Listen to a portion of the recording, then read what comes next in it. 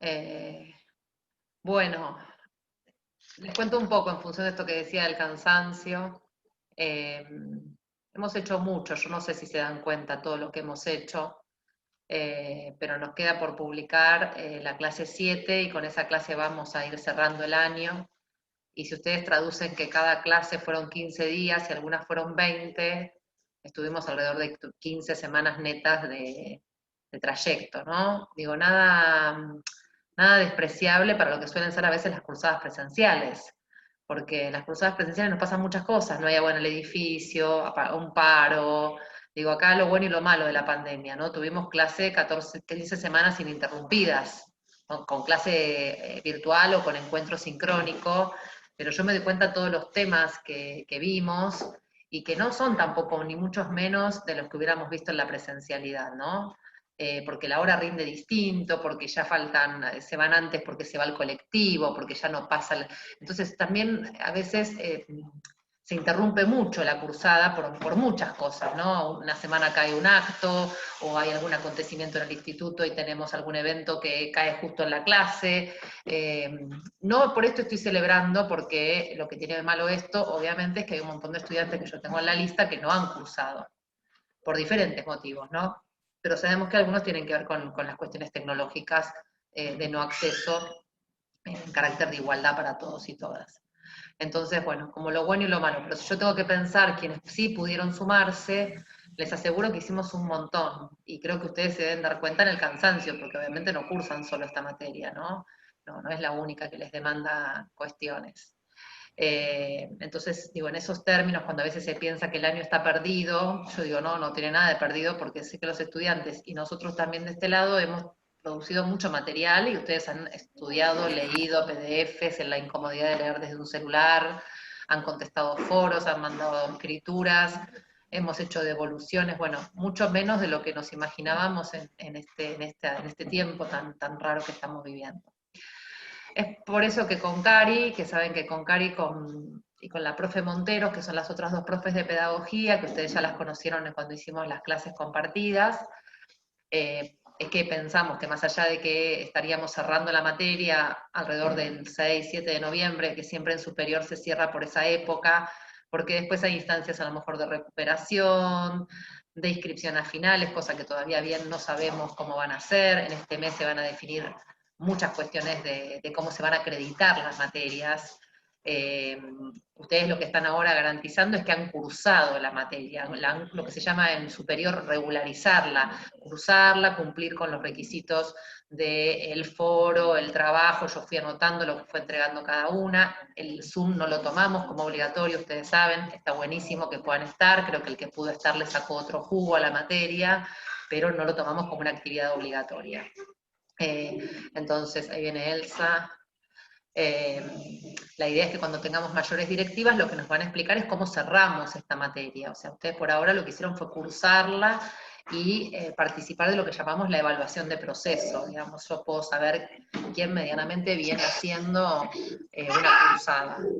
Eh, pero nos faltan los cierres. Todavía no se sabe si, o sea, por lo pronto al instituto no se vuelve este año y tampoco sabemos el año que viene en qué mes ni de qué manera, pero sí que va a ir habiendo cierres, que puede ser que se contemplen cierres por Zoom, como fueron los finales, que ya dieron las compañeras que están más avanzadas, y que sea una instancia que conversemos por acá, en parejas o individual, que yo les plantee una consigna a partir de lo que hicimos, nada nuevo, ¿no? Que diga, bueno, recorré lo que fuiste entregando en cada clase, o revisá los foros y escribí algo y mándamelo y después charlamos por Zoom. Bueno, en cuanto sepamos los profes qué posibilidades tenemos de hacer cierres por este tipo de plataformas, veremos, bueno, quiénes quieren hacer el cierre en diciembre, quiénes en marzo, y les iré contando cómo lo vamos a hacer, ¿sí? Pero nada distinto de lo que ya vienen haciendo. Si ustedes vinieron haciendo las lecturas, o participan del Zoom, o ven los videos y toman nota, ven los videos que les mandamos, entregaron el trabajo individual, tuvieron mi devolución. Yo hice otras devoluciones que faltaban, creo que faltaban algunas. Puede ser alguna que haya reescrito en estos días, pero ya hice todas las devoluciones de gente que había entregado en agosto, un poquito demorada, ya también les hice las devoluciones. Estoy hablando del trabajo de la viñeta, ¿sí? El que parece que hace un montón, pero hubo gente que entregó más tarde.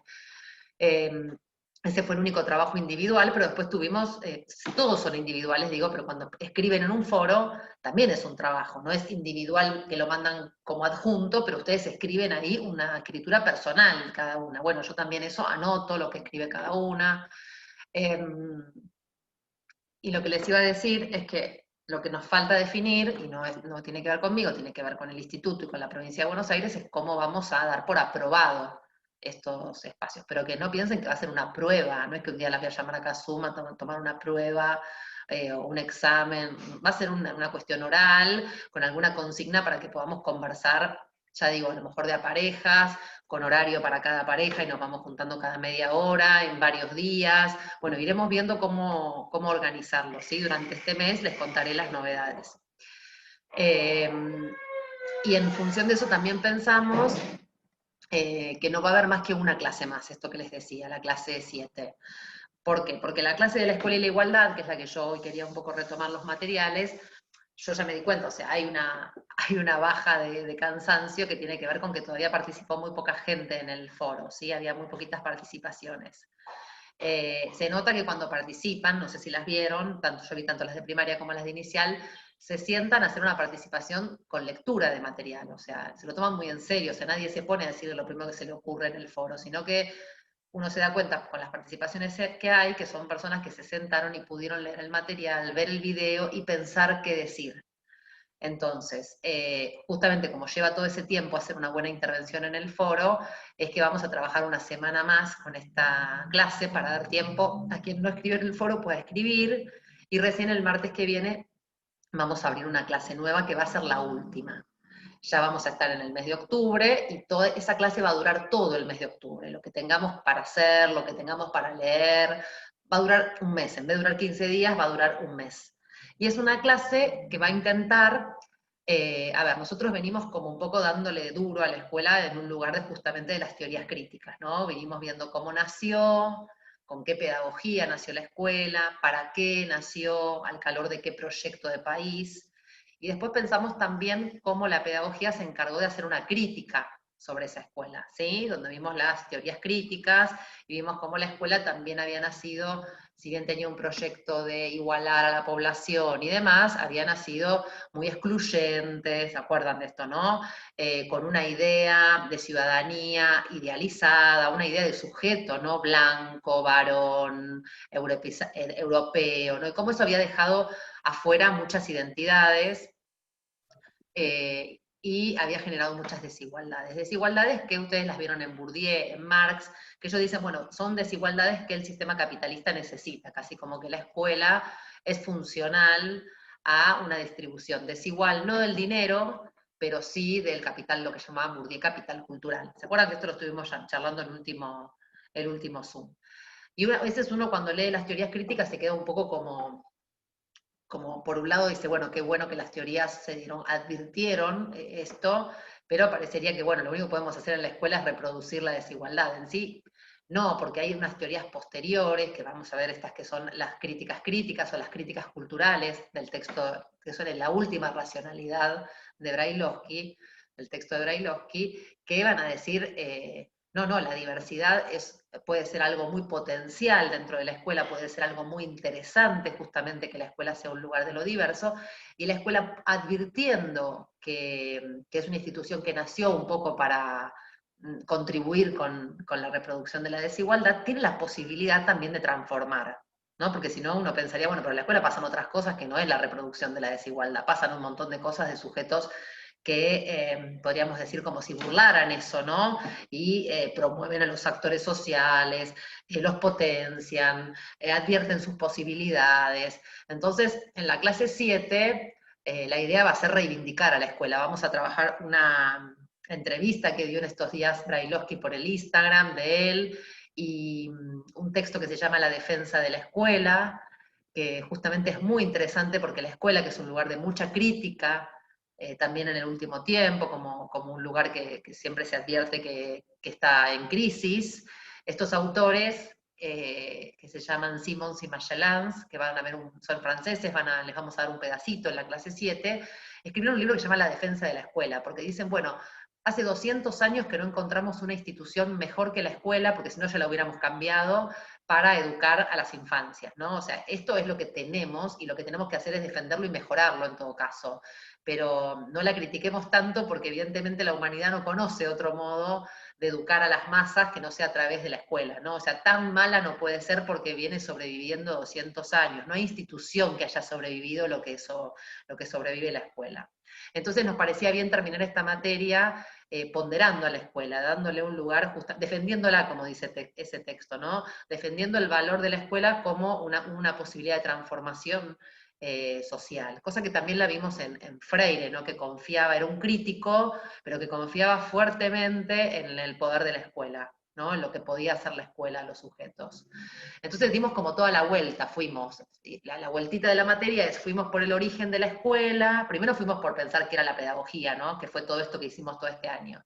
Después fuimos a ver el origen de la escuela y las pedagogías que dieron origen, después pasamos a ver qué pasó, cómo se criticó a la escuela con las teorías críticas, y vamos a cerrar con los postcríticos, digamos, que son los que se encargan de reivindicar en cierto sentido a la escuela, ¿no? Entonces ahí tenemos como para que entendamos por dónde fuimos y a dónde terminamos, ¿no? Toda la vueltita y el sentido de esta materia, porque no alcanza con que ustedes aprendan los textos sueltos. Hay algo que entender de qué quisimos pensar en esta materia, por dónde empezamos, por dónde pasamos y por dónde terminamos. ¿No?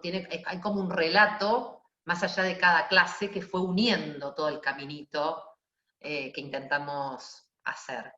Y eso es lo que uno hace cuando uno acredita una materia. Es como el estudiante que dice, más allá de que yo leí este texto, hice esta actividad, entendí el caminito, ¿no? Entendí qué me quiso contar esta materia. Cada materia quiere contar algo dentro de su objeto de estudio. Bueno, pedagogía quiso contar esto, ¿no? Quiso contar de qué se trata la pedagogía, cómo nació la escuela, qué características tenía esa escuela, qué le pasaba a los sujetos que iban a esa escuela, después pensar qué pasó hacia los años 60 con la crítica a esa institución y cómo la pensamos hoy, ¿no? Esta última clase va a tener que ver más con la actualidad, aunque nunca abandonamos la actualidad, porque se acuerdan que dijimos que las racionalidades, si bien son de alguna época, viven. ¿Se acuerdan que todo el tiempo decíamos, bueno, pero hoy también hay exclusión, hay reproducción, la escuela muchas veces estigmatiza? Entonces, bueno, siempre decíamos, son teorías que no es que están en el pasado. Todas las racionalidades de Brailovsky conviven en el presente, ¿no? Uno tiene que poder mirar una práctica y poder advertir qué racionalidad hay atrás de esa práctica que está viendo. No hay racionalidades puras, ¿no? Eso es lo más interesante, no es que la modernidad fue hace 200 años, no, hay mucho discurso moderno actualmente circulando, ¿no? Entonces, bueno, como un poco, ese fue como el recorrido. Por eso decimos que el texto de Brailovsky fue como la columna vertebral, siempre les dijimos esto, ¿no? Es como que todo lo que leíamos o los videos que veíamos, intentaban fortalecer ese texto, que es un texto cortito, pero es un texto que presenta las tres racionalidades, ¿no? Entonces, si uno tuviera que decir, bueno, de Brailovsky puedo sacar todo, ¿no? Porque de esas tres racionalidades después nosotros fuimos abriendo a otros textos, a otros videos, a otros materiales. Y como el tema de la igualdad fue un tema fuerte que estuvimos charlando, porque un tema fuerte que pensamos fue cómo entendemos una sociedad de iguales, qué es una sociedad de iguales o qué es una escuela igualitaria, es que les propusimos esta clase que estamos transitando ahora, que tenía este artículo de la escuela y la igualdad, ¿sí? Y bueno, un poco con una apuesta fuerte porque era empezar a ver cómo establecemos relaciones entre Brailovsky y lo que nos cuenta este artículo. ¿Cómo vienen con esto, más allá de no haberse animado a escribir en el foro? Porque a lo mejor leyeron y lo que no se animan todavía es escribir en el foro. ¿Pudieron leer el Profe, yo lo libro? escribí en Sí. el foro, ¿eh? ¿Cómo?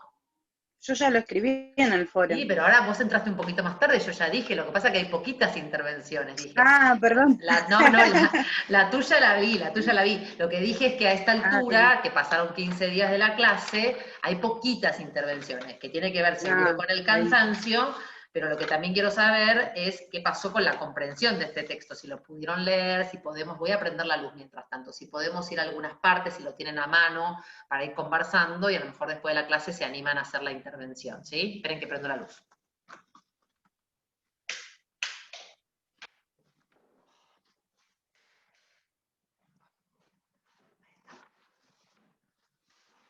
Esperen que se me cayeron los papeles.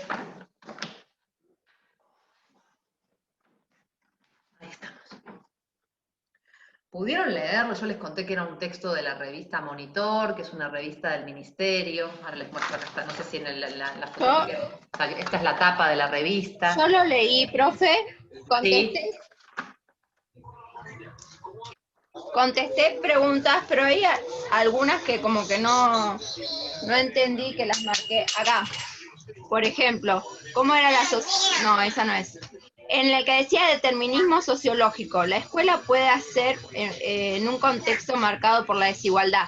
¿Qué tengo que hacer yo? ¿Como decir lo que leí en el texto y comprendí, o describir un poco esa frase?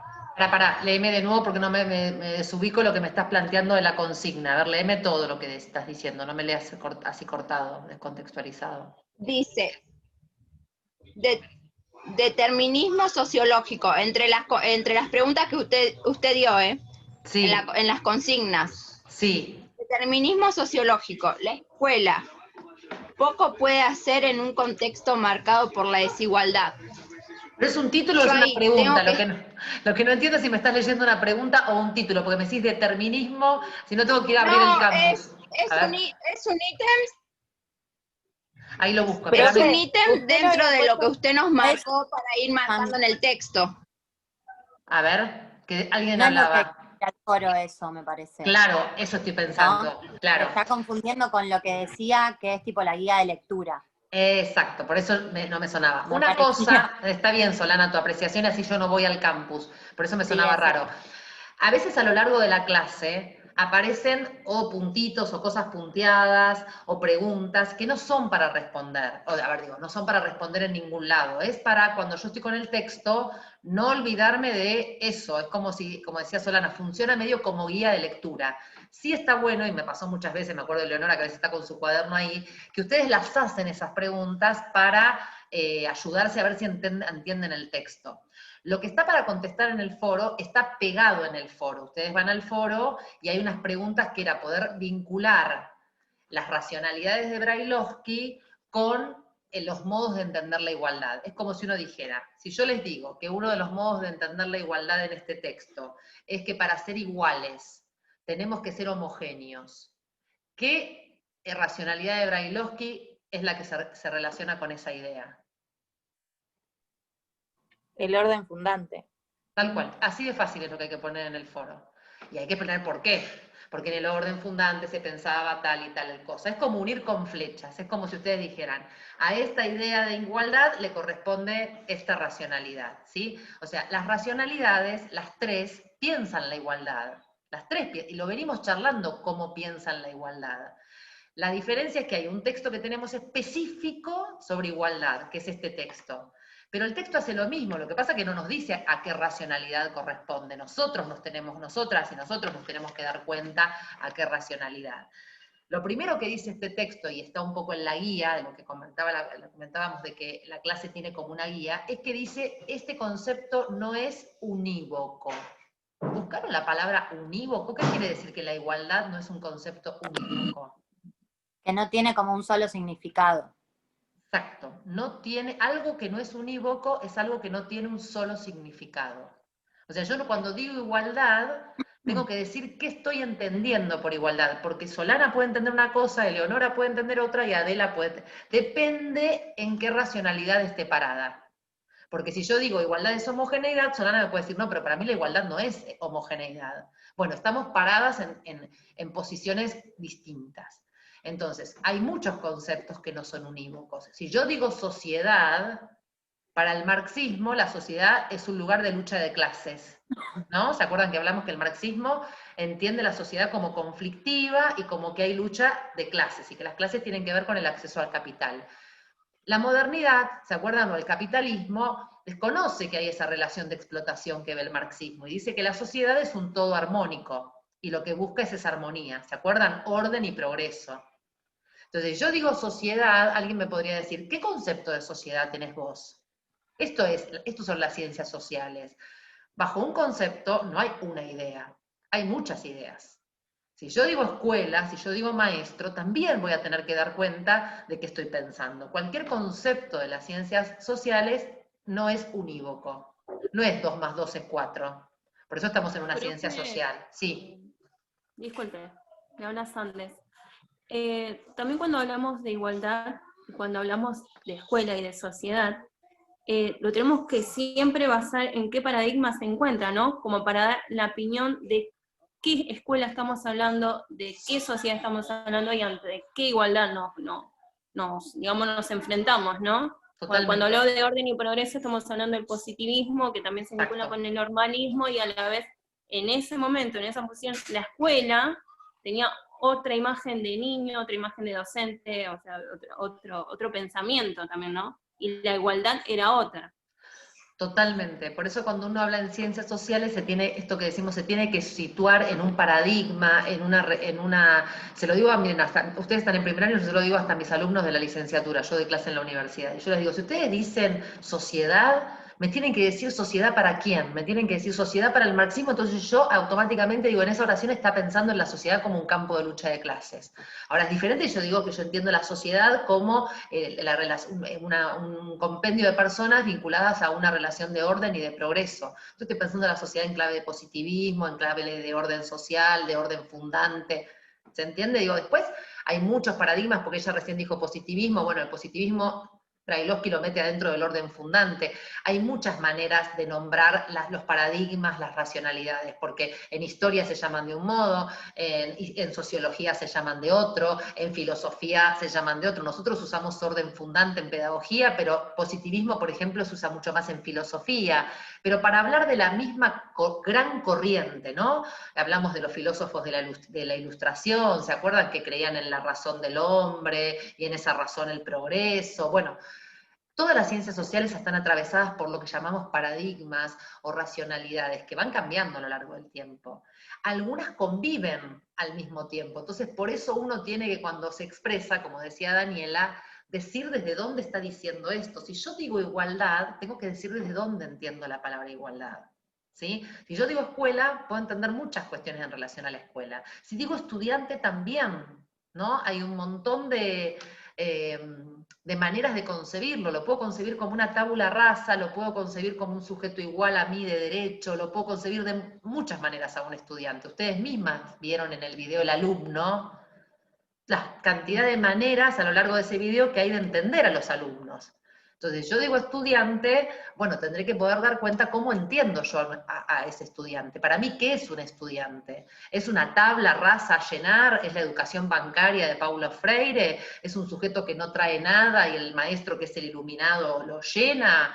¿Es un sujeto igual a mí en su condición de derecho, de sujeto de derecho? Bueno, esa concepción va a atravesar mi práctica. Cómo yo entiendo que es un estudiante, eso va a ser mi práctica después. Cómo yo entiendo que es una sociedad, va a tener que ver en qué práctica yo después voy a llevar adelante, porque yo trabajo ustedes trabajan en el campo de las ciencias sociales, van a trabajar como maestras y maestros. Entonces, para esto nos sirve, para entender primero, es súper interesante llevarnos la idea de que los conceptos de las ciencias sociales no son unívocos, porque eso nos abre la cabeza para pensar que muchas veces se usa un concepto de manera generalizada en los medios de comunicación, pienso, y demás, y está bueno saber desde dónde están diciendo lo que están diciendo, ¿no?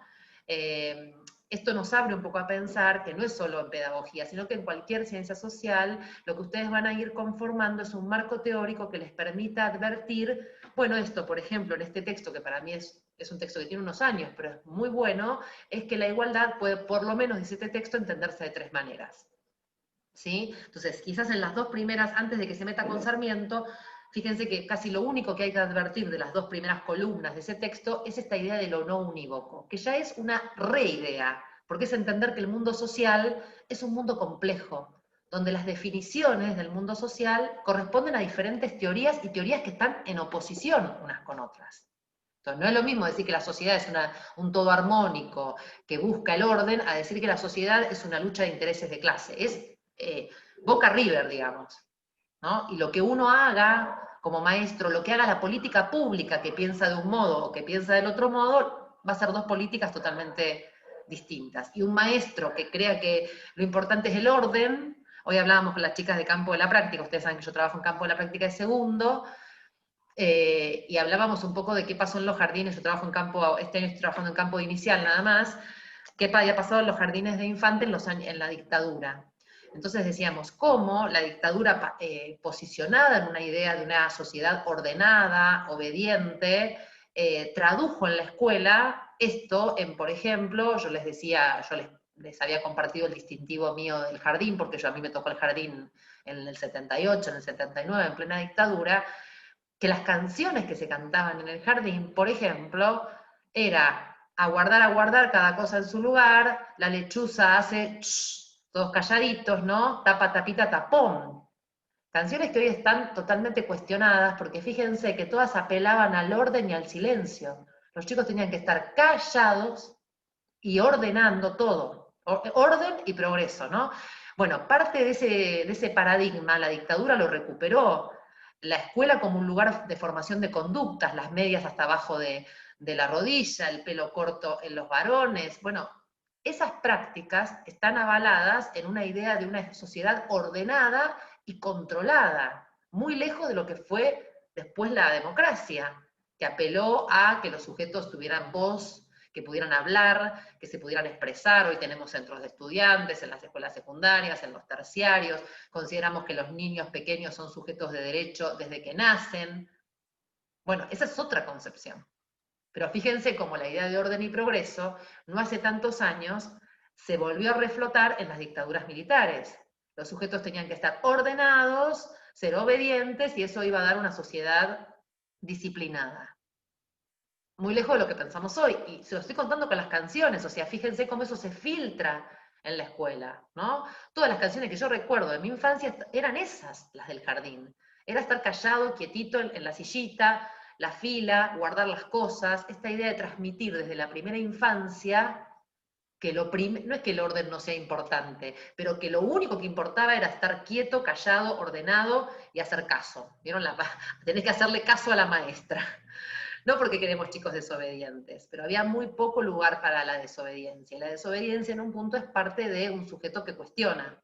Un sujeto, no la desobediencia por la desobediencia misma, ¿no? Pero un sujeto que puede cuestionar, que puede plantear, ¿no? Que puede pensar, lejos de lo que se quiso acá en los años de dictadura de la Argentina, ¿no? Lejos de pensar en un sujeto pensante. Era la idea de un sujeto obediente. Ustedes se acuerdan que Foucault, nosotros tuvimos una clase de disciplinamiento de la infancia, ¿no? Que hablaba de las sanciones, de los exámenes. Bueno, ustedes piensen, en la dictadura volvieron los exámenes de ingreso a los institutos de formación docente, los exámenes de ingreso a las universidades, o sea, todos son mecanismos de control que la escuela asumió junto con la dictadura, ¿no? Y acá de nuevo, escuela y política no están separados. Cuando pasa algo en la política, por ejemplo un golpe de Estado, a la escuela esas prácticas le resuenan. No va a separar, la escuela no es un lugar apolítico como dice la gente. Ah, la escuela tiene que... No, la escuela no puede ser un lugar apolítico, porque siempre está vinculada al proyecto de país, siempre está vinculada a la idea de Estado. Fíjense cómo estoy nombrando un montón de prácticas que se metieron adentro de la escuela, de control social, en los procesos dictatoriales, y cómo en los procesos democráticos la escuela se tiñe de otras cuestiones. Entonces, sí. Le iba a decir que hoy el texto que leímos de Dussel y de Miriam, yo tomé nota en una parte donde hablaba de la escuela sarmientista, que decía un poco esto de los paradigmas por ahí, ¿no? Que decía que la escuela era para formar una sociedad homogénea, para evitar catástrofes que la diversa educación ha engendrado en todos los tiempos y en todo el mundo. Y pienso que es forma de usar la palabra diverso también, pero como un problema, ¿no? Totalmente. Casi fíjate que dice que la diversidad es una catástrofe. Claro. Y que la escuela va a igualar y a homogeneizar para que no tengamos los avatares de las catástrofes que puede ser la diversidad. ¿Se acuerdan que dijimos que la diversidad no es que no había diversidad, sino que la diversidad para la escuela era un problema o una catástrofe? Siempre hubo diversidad. El tema es que hoy decimos, qué bueno que somos todos distintos. Hoy celebramos la diversidad y pretendemos trabajar con la diversidad. Mientras que la diversidad siempre se fue vista como un obstáculo para este paradigma, para el paradigma del orden fundante. Yo anoté del video algo que me llamó la atención cuando hablaba Osvaldo Bayer. Sí, Osvaldo Bayer, sí. Que decía que los chicos no vayan a la escuela es problema del sistema, significa que no hay democracia. Algo que hoy en día, qué fuerte, ¿no? Decir eso, o escuchar decir eso. Ujú. ¿Vos lo pensás por el tema del aislamiento y por la cantidad de chicos que no están hoy participando de la escuela? Desde el sí, desde el vamos. Para mí en la escuela hay un problema gigante de desigualdad. Hoy en día se vio muchísimo eso. ¿Cuántos chicos dejaron prácticamente la escuela? Porque en sí es dejar la escuela por no tener acceso a una computadora, a internet, a un teléfono o a todo lo que se está manejando, ¿no? Entonces ahí se vio la grieta que hay en la educación, en el sistema. Exacto. En sí lo que se vio es la desigualdad social, que la escuela no queda separada de la desigualdad social, o sea, la desigualdad social se refleja en la escuela, lo que pasa es que nos ha quedado totalmente evidente, como decís vos, Cami, no es que no había desigualdad social ni había desigualdad en la escuela. El tema es que en este momento es como si eso lo viéramos en carne viva, ¿no? Vemos pibes que han quedado literalmente, porque antes a lo mejor el pibe iba, ocupaba una silla, pero quedaba por fuera de poder aprender, de tener libros, ¿no? Digo, pienso en esto, vieron que en estos días se la nombró a La Matanza como ciudad educadora, como se la ponderó, la UNESCO la ponderó por la práctica de la repartición de libros, vieron que la Municipalidad de La Matanza, de la gestión de Verónica Magario, viene dando los libros para el nivel inicial y para los chicos de primaria, ya hace unos cuantos años. Bueno, esa política, digo, a veces como nosotros no vemos lo que ven organismos internacionales, como la UNESCO, ¿no? Que ha, digamos, felicitado esta política, la política de repartición de libros gratuitos, y ha dado una distinción al Partido de La Matanza por esa política, que no la tienen todos los partidos, ¿no? Esa es una política que fue municipal, no es que ni fue ni provincial ni nacional. Que un pibe tenga un libro forma parte de saldar esa desigualdad, ¿no? Sabemos que hay un montón de pibes que nunca tocan un manual, nunca tienen posta, o sea, como mucho una fotocopia y a veces nada, ¿no? La propia maestra le presta su libro, o directamente ni siquiera esa posibilidad. Entonces, esto que dice Camila, hoy esos libros tendrían que ser computadoras o internet gratuita, lo que fuera. Los objetos culturales de los que se ven privados los sujetos antes de entrar a la escuela, después reproducen esa desigualdad en la escuela, ¿no? Un pibe que no se puede comprar el manual que la maestra quisiera trabajar, obviamente que tiene una desigualdad enorme frente a un grado donde la maestra pide el manual y los papás se lo pueden comprar al 80% de los chicos, o el que no se lo puede comprar le puede sacar una fotocopia, digamos. Sabemos que hay chicos que no tienen contacto con los libros, y eso es una grieta profundísima, escolarizarse sin libros, ¿no? Digo, puede haber una política pública que lea eso como prioridad. Digo, pensemos en esta política pública bueno, en Lechegaray los hemos visto muchas veces porque llegaban los libros, los veíamos, los usábamos a veces con las estudiantes en formación, porque también nos daban libros para que las estudiantes vieran cuáles eran los libros que se estaban entregando para poder trabajar con esos libros en las prácticas. Bueno, ahí es reconocer que los objetos culturales y el no acceso a los objetos culturales genera brechas muy importantes de desigualdad, ¿no? Digo, hoy pensaríamos que, bueno, los libros y que necesitaríamos que en un futuro corto sean las compus, que ya fueron parte de la política del Estado. Nosotros ya tuvimos un programa Conectar Igualdad, yo la compu, no con las que estoy ahora porque era una compu mía, pero en mi casa, gracias a que yo recibí por el instituto, por ser profesora de un instituto público, una compu de Conectar Igualdad, mis hijos trabajan con esa compu, y esta puedo tenerla para mí.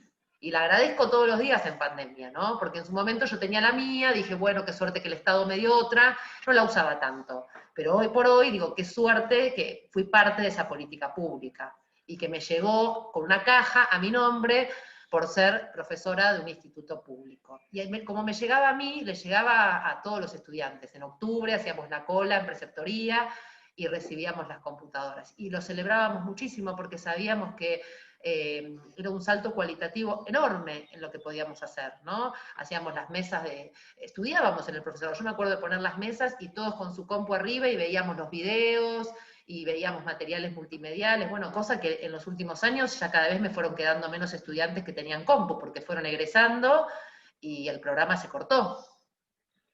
Y las compus empezaron a bloquear, y no hubo reparación del piso tecnológico en el instituto, y un montón de cosas, y rezo que la mía todavía sigue funcionando. Pero la verdad es que, digamos, las compus fueron parte de una política pública muy grande, no solo acá. Ustedes saben que Uruguay fue pionera con el plan Ceibal. Se va a cortar, y se me va a cortar de golpe, así que entremos de vueltas y pongo a grabar. Entremos por el mismo link.